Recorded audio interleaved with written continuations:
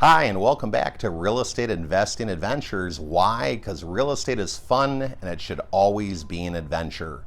If you're a return guest, welcome back. If you're new to my YouTube channel, I want to welcome you. Who the heck am I? My name is Joe Jurek. I'm a real estate investor. I have the ability to travel all over the country and work with investors just like you that are maybe trying to do their first real estate deal or they're trying to take their real estate business to the next level. So I appreciate you joining me today. What are we continuing with? The A through Z series on how to do a deal, how to get a deal done. What's everything, in my opinion, that I can try to squeeze in A through Z. That's what we're working on in this series. If you haven't watched the prior videos, I highly encourage you to do that. The video today is going to cover the letter P. Yes, P as in purchase agreement or purchase contract or offer to purchase, whatever you want to call it. Your realtor will have a purchase agreement or purchase contract that they can help you fill out. But there are a few things that go into this. For some of the newer people or the beginners, the realtor will have the state contract of the state that you're making the offer in. They will walk through the contract page by page, paragraph by paragraph, and they will fill out the purchase contract with you. The one golden nugget you want to remember from the beginning, it's your offer.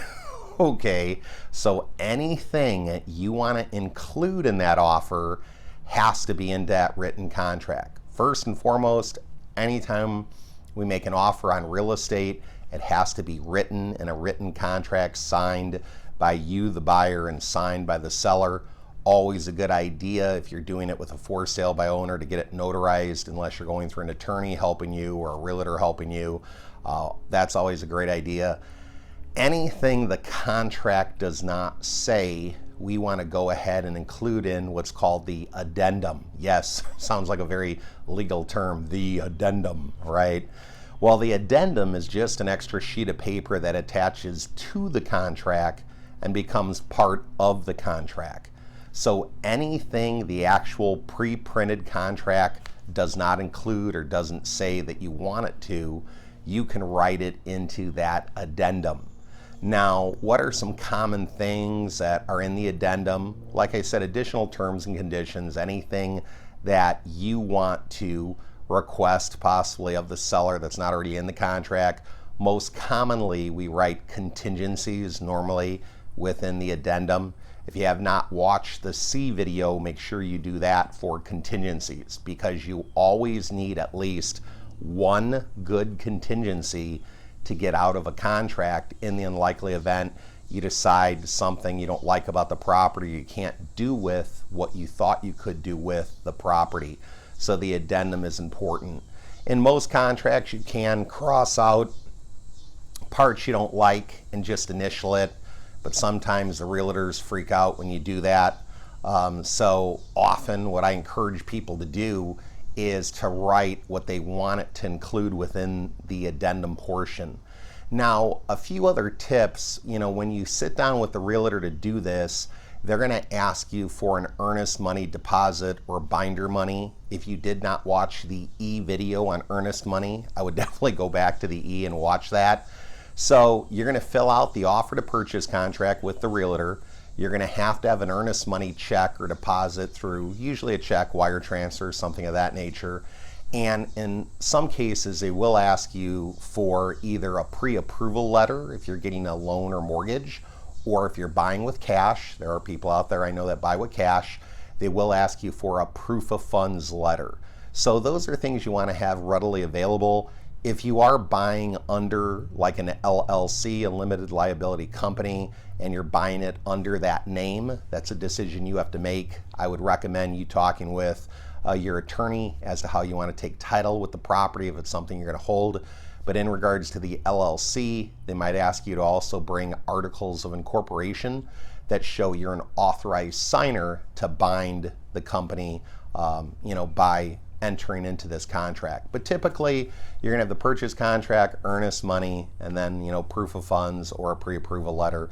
That will normally suffice in making the offer. Now, when you make the offer, the realtor is representing you as an agent if you're going through a realtor, and they're going to present the offer on your behalf as the buyer. The seller has the right to accept it, reject it, or counter it. They could totally reject it and walk away. They could accept it. Now, yes, we have a legal and binding contract. They agree to sell it to us. We agree to buy it. Or they can counter us. Here's a golden nugget tip that I tell a lot of people that sometimes people don't do. Anytime your offer gets rejected, always ask for a counter back, okay? That way you'll kind of know where the person might be. Say they're asking $325 for the property, you ran your numbers, you're only going to offer $290, and they say, oh no, we reject that, we can't accept that. At least ask for a counter. If they're asking $325 and they come back at $325 for $324, you know they're not too motivated. And remember, watch the end video about motivated sellers if you haven't already. If they counter you back at say $310 and they're asking $325, maybe they're a little bit motivated. What will motivate them more? Time. So what did I say about in the O video? And if you haven't watched the O video, watch that. You got to make offers and you have to make counter offers. So if I offered on it this month, they rejected it, they countered me at $310, I could go back next month, a month after that, and keep on countering. People will ask, do I raise my counter?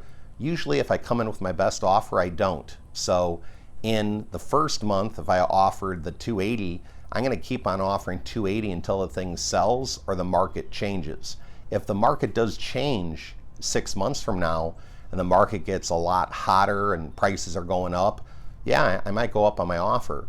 But inversely, if the market really cools down and gets cold and properties are taking longer to sell and I came in at $280, I might even drop the offer. But usually I'm coming in at my same offer. I'm trying to be consistent with that. And people say, Joe, why would you do that? If they said no today, they're going to say no every time you come back. I want to tell you, that is not necessarily the case. Persistence will pay off. So there's another P, persistence. Why will persistence pay off? I can't tell you how many times I heard no, no, no, we can't take that, or counter, no, no, no, no, no. And time, yes, time will sometimes change a person's motivation. So when you're going through the offer to purchase contract, make sure you fill it out completely. Make sure you understand everything in there. Make sure you understand the deadlines. And what do I mean by that? If I make an offer today on the 1st of the month, when am I going to say I'm going to close, my closing date? If the closing date is going to be the end of the month, the 31st, then I know, okay, I'm making the offer today, I agree to close the 31st. But what are other important dates in that contract? Another important date would be the acceptance date, when they accept.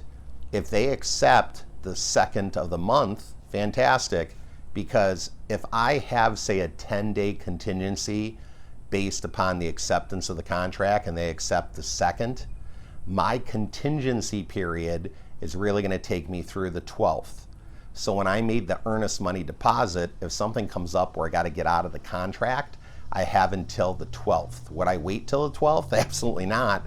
If I know I need to get out, I'd get out before the 12th, maybe even the 11th or sooner, okay? So looking at the dates again, the day we make the offer is the offer date. The day the seller accepts it is the acceptance date. If the contingency period is based upon acceptance date and they accept it the 2nd, and you had a 10-day contingency, it takes you to the 12th. You can get out of the contract after the 12th, but unfortunately you're going to lose that earnest money deposit. If you have a good contingency and get out prior to that, you will get it back. And then lastly, your closing date. You got to make sure you kind of put together what I call a little timeline. And you may say, well, Joe, it doesn't seem that hard to do. I can kind of remember that for an offer I'm making. You might be able to for one offer, but imagine if you're making 20, 30, 40, 50 offers. You can see where it becomes a little bit overwhelming, can be confusing, and easy to lose track of what you offered on and what different dates are occurring and things are happening. And especially if you're out there, sometimes people, when they start, they wholesale properties. If you're wholesaling and you really got to get out by that contingency period before it expires, that is a critical date that you got to pay attention to hopefully assign the contract or have lined up a same day back-to-back closing. Okay, so the dates are critical. The other tip I'll give you, and I appreciate you sticking with me, is a golden nugget, is to create what I call a boilerplate purchase contract with the realtors that you normally use. When you make your first offer through that offer to purchase contract, it's probably going to be the same as your 10th, your 50th, your 100th offer that you make. When you go through, you're going to go line by line, you're going to read it, the realtor is going to help you fill it out, check the boxes, things of that nature, the whole 9 yards. But here's the thing, if you go through that contract, there's certain things that you may change, for each offer, such as the address, the offer amount, the date, maybe the name, depending on how you want to take title to the property. So what I would say is create a handful of items that that'll change from offer to offer. But other than that, the whole offer to purchase contract should pretty much be the same, okay, for every offer that you make. I joke around today with people and I say, the first time I was making an offer on a property, I remember way back when, my hand was shaking, okay, when I was signing the offer to purchase. I was so nervous, and I understand a lot of you might be too, but I was so nervous, I thought, what if I get this, okay? So I was excited, but I was nervous all in one, but that's why it's important to have that end strategy or exit strategy of what you're gonna do if you do get it. But today, I tell you, I get usually a little more stress when I go to the local mall to buy a pair of pants. I got to go to the mall, look for a parking, walk into the mall, find the pants, maybe even sometimes get a number at the dressing room, try them on. Man, that whole process can take, 2 hours just to buy a pair of pants.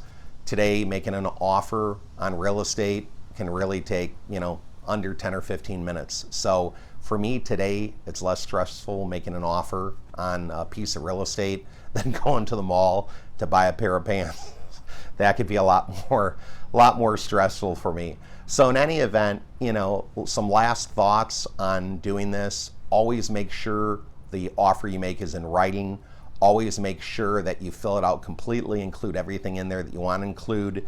Always make sure you should have a contingency to get out of the contract if you need to.